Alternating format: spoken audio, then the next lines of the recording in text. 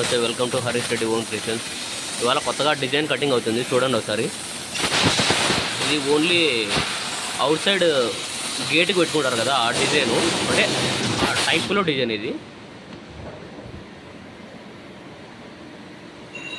చూడండి బాగా.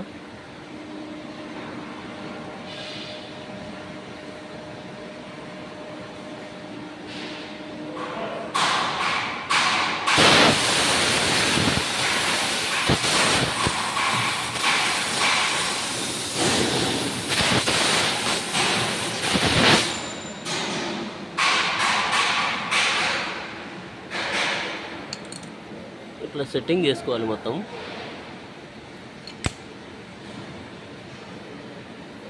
వాటర్ వచ్చింది ఇక్కడ.